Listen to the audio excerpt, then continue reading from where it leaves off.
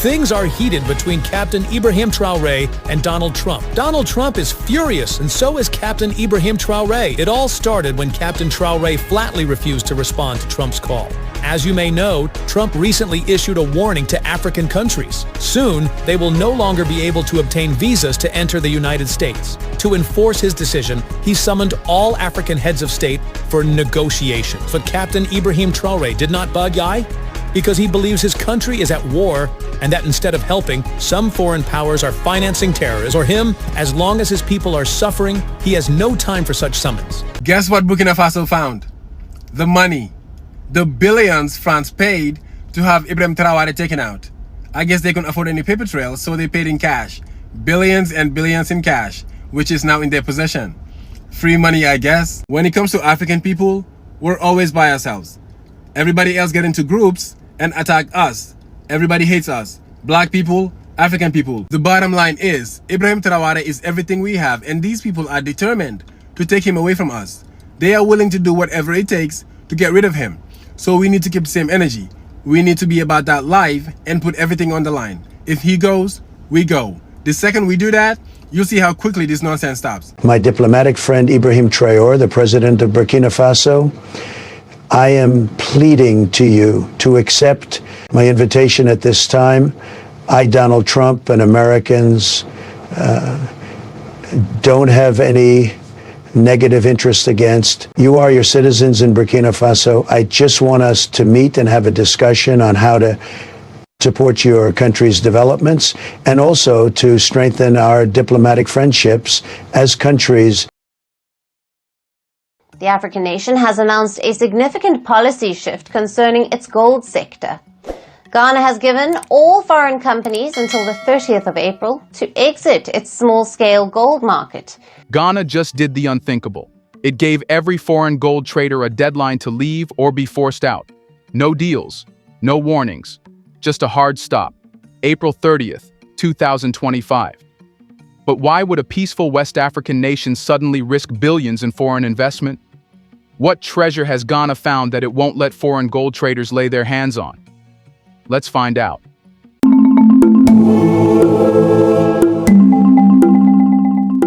It began with whispers. A few words tucked inside government briefings, barely noticed by the international press. But then the president of Ghana stepped up to the podium, looked the world in the eye, and announced something no one thought possible. A deadline. A fixed, non-negotiable date. April 30th, 2025.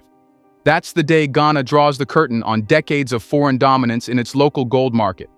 After that date, no foreign national, no foreign company, no outsider will be allowed to buy gold directly from Ghana's artisanal and small-scale miners.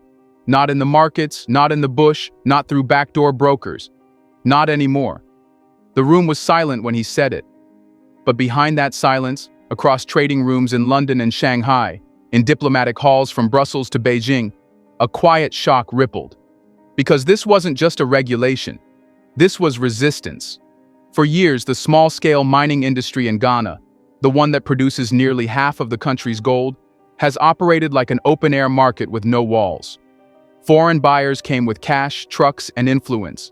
They made themselves indispensable to miners who barely earned enough to survive. And without asking for permission, they built an empire in the shadows, an empire held together not by law but by loopholes. But now, the door is being slammed shut. The deadline came without the usual pageantry. No white papers, no multi-year phase-outs, just a line drawn in gold dust. Foreign traders can apply to buy gold from Ghana, yes, but only through a newly established state institution called Gold Bod. No more side deals, no more unregistered purchases. If you want Ghana's gold, you'll get it on Ghana's terms. It was a shock to many, but for those paying attention, the signs had been there for years. Rural mining towns had become mini foreign colonies, complete with foreign bosses, foreign machines, and sometimes even foreign security guards. Miners were working Ghanaian soil but answering to instructions in Mandarin or Arabic. And while gold flowed out by the ton, taxes barely trickled in. For a country sitting on one of Africa's richest mineral deposits, that was more than embarrassing. It was infuriating. And for President Mahama, it was personal. Sources close to the administration say the tipping point came not from a single event, but from a pattern of disrespect. Unregistered foreign traders are bribing their way into protected zones. Gold shipments are vanishing from the airport manifests. Smugglers slipped through customs while schools in gold-rich regions had no books, no toilets, and no future. To make matters worse, the government had been pressured for years to avoid upsetting investors. But that phrase, upsetting investors, began to sound a lot like keeping the country weak on purpose. So when the deadline was announced, it was more than a policy. It was a message. We are not your resource farm. We are not your playground. This is our gold. And the world noticed. Within days, rumors began swirling through Ghana's gold towns. Foreign buyers, some of whom had operated in the country for over a decade, began liquidating assets. Others tried to pivot, offering to partner with local firms, to set up training centers, to donate to community projects. But the government wasn't interested in charity. It wanted change. Real, enforceable, structural change. The deadline didn't just aim to clean up the system, it aimed to end a dependency that had made Ghana's gold market vulnerable to manipulation. Too long had foreign traders dictated prices, bypassed export declarations, and funneled profits offshore. Too long had Ghana played host while others hosted the profits. But here's what made it bold. Ghana didn't cancel trade. It rewired it. The foreign traders aren't being banned from gold entirely. They're being redirected through GoldBot, a centralized regulator designed to serve as both gatekeeper and protector. Any gold purchased from small-scale miners must now be declared, priced, and taxed with full transparency and traceability. To many outsiders, it looks like Ghana is tightening the screws. But to Ghanaians, especially the small-scale miners who have been exploited for generations, it feels like something rare is happening. A government choosing its people over its profits. Of course, the deadline carries risks. International backlash is already brewing. Some embassies have reportedly requested clarity. Others are drafting quiet warnings about investor confidence. But Ghana isn't flinching. Because this isn't about optics anymore. It's about rewriting a system that was never built for the country's benefit in the first place. But here is a thing to notice. You can't set a deadline like April 30th unless something is deeply broken. And in Ghana's gold industry, it wasn't just broken, it was bleeding. Every year, without fail, billions of dollars worth of gold vanished into thin air. Not a clerical error, not a market dip, just gone off the books out of the country and into private hands. The official figure? $2.3 billion in losses annually. Quiet losses, illegal losses. Untraceable, but not invisible. Because the signs were everywhere, if you knew where to look. Unusually large shipments departing from obscure airports. Miners are complaining about being paid far below market value. Export records that didn't match what local dealers were collecting. And most damning of all, a national treasury that remained starved of gold revenue, even as Ghana's mines were producing at near-record levels. To understand how that kind of money slips away, you have to understand how the shadow economy of gold works. Here's a reminder to please like and share the video and subscribe to our channel to watch more videos on Black culture, history, civilization, and identity. Let's continue now. It starts in the mines, not the deep high-tech corporate mines owned by multinationals, but the smaller, rougher ones dotting the countryside. These are often just a handful of men, some tools, and a pit. Sometimes legal, often not, but always desperate to sell. That's where the foreign buyers come in. Not through official trade deals or embassies, but through pickup trucks and cash-filled envelopes. They don't show up in suits. They operate from lodges and compounds in rural towns, far from the eyes of the Ministry of Lands and Natural Resources. They speak the local languages. They carry wads of foreign currency. And they always pay fast, often more than local dealers can afford, but always below the global price. It's a hustle, plain and simple. The miner gets paid just enough to feed his family. The buyer gets the gold, and the state gets nothing. From there, the gold moves, sometimes across borders by road, hidden in car batteries or oil drums, sometimes on private flights with falsified manifests, and in some cases straight into cargo bound for Dubai, Hong Kong, or Istanbul, where documentation is easier to bend and customs officers are well rewarded to look the other way. These are not random smugglers operating on a whim. They are networks, coordinated, practiced, and profitable. And many are backed by foreign commercial interests who know exactly how to exploit Ghana's loopholes. Reports from investigative journalists and watchdog groups have traced some of these networks back to Chinese-linked syndicates, Middle Eastern buyers, and even shadow partners within Ghana itself, including local officials who receive kickbacks in exchange for silence. But it's not just about the gold, it's about what that $2.3 billion could have meant. That money could have repaired collapsing school buildings in gold-producing regions like Wassa Amenfi. It could have paid for mobile clinics in rural Ashanti. It could have built water treatment plants for the villages whose rivers were poisoned by unregulated mining. Instead, it built vacation homes in Dubai, funded bank accounts in Hong Kong, and disappeared into the global black market. The absurdity of it all is that Ghana didn't need foreign traders to begin with. The country has the manpower, the resources, and the infrastructure to handle its gold, but what it lacked was control, or rather the will to enforce it, until now. The 2.3 billion leak isn't just a statistic, it's the smoking gun that justified the crackdown. It gave Mahama's administration the ammunition it needed to push past international pressure and take radical action. When asked why Ghana was taking such a hard stance, a senior official reportedly replied, "We're not banning trade, we're banning theft." Still, the pushback has already begun. Lobby groups are warning about trade disruptions. Foreign investors are hinting at legal action, and certain countries have quietly suggested that this kind of nationalism could destabilize investor confidence in West Africa. But the numbers don't lie. For every dollar Ghana gains in foreign investment, it's losing 3 in stolen gold. The balance sheet speaks louder than the diplomats, and on the ground, the people know the truth. Ask any miner in the Western region, and they'll tell you stories of foreign traders offering bribes to police officers, of gold vanishing from evidence lockers, of the entire shipments were rerouted before they ever reached Tema port. They're not shocked by the $2.3 billion. They're shocked it took this long for someone to notice. Now, with the foreign traders facing eviction and Goldbod preparing to assume full control of the sector, the era of quiet looting may finally be ending. But ending the theft is only step one, because the damage isn't just economic, it's also environmental. And while money can be recovered, poisoned rivers don't heal as easily. Now the question is, what is going to be the impact of this on Ghana? Change on paper means nothing unless it moves people. And now that Ghana has drawn its line, built its weapon, and restructured the rules of gold, the question is no longer what was done, but what it will do.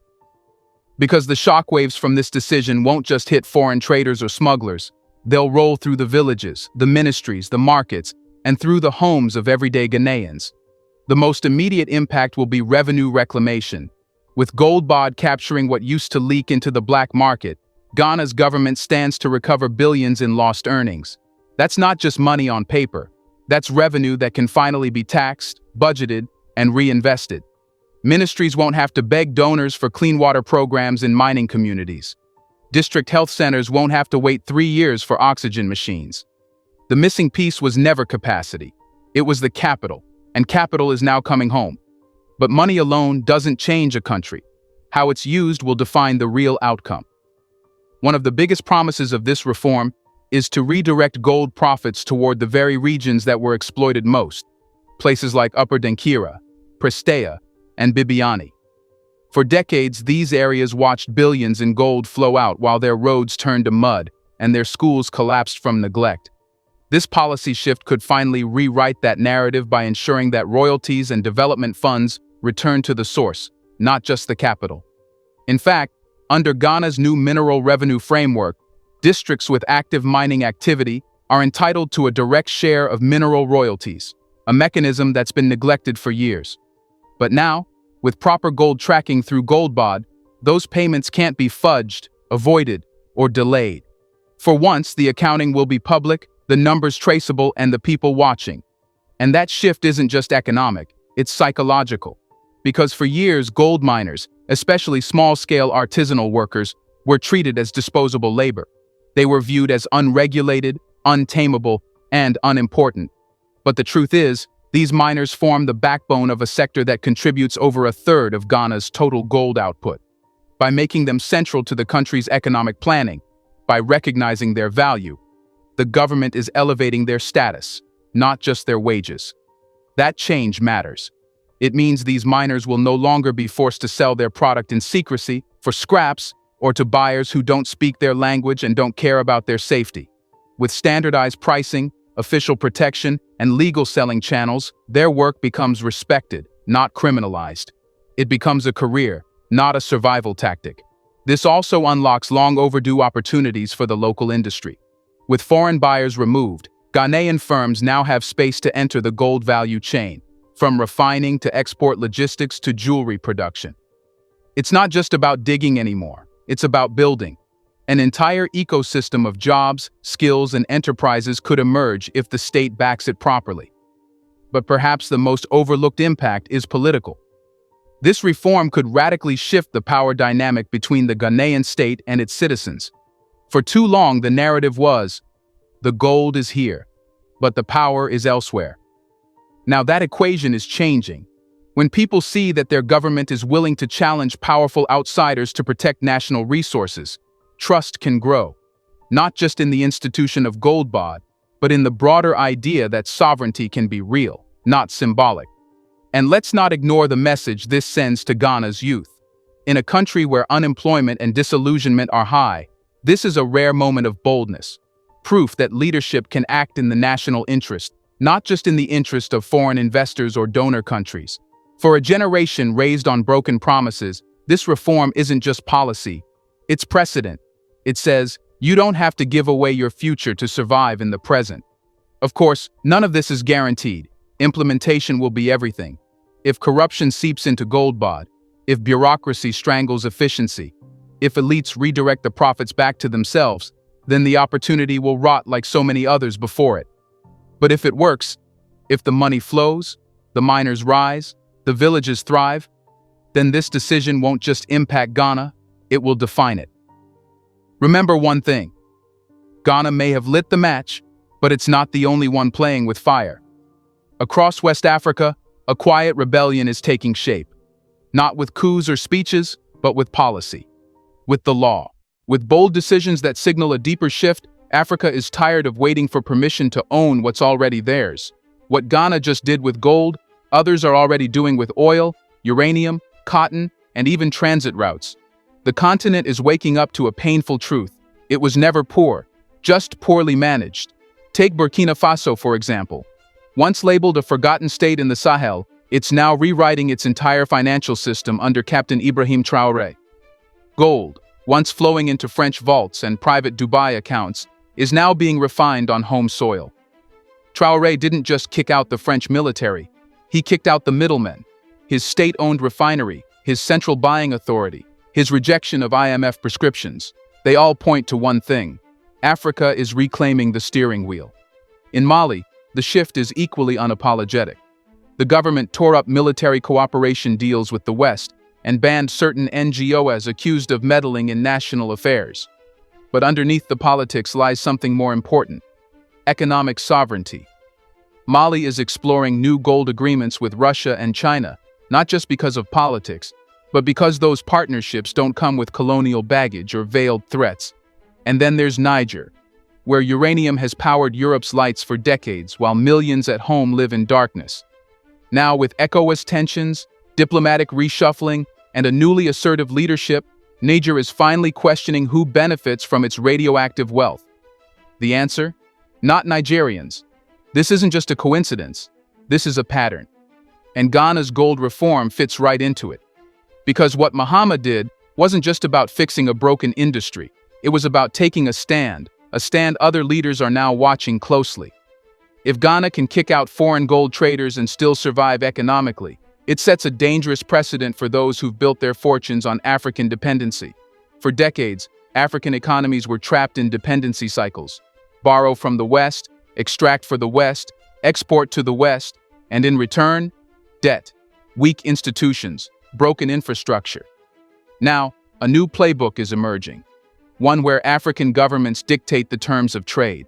One where raw materials are processed locally. One where value stays closer to the mine, the field, the port. And at the center of that playbook, moves like Ghana's gold reform. Do you think the time has come when Africa changes forever? What will happen if the whole of Africa does the same? Let us know in the comment section. Will the external forces do something about it? Do you want to watch more videos like this one? If so, subscribe to our channel and press the bell icon next to it.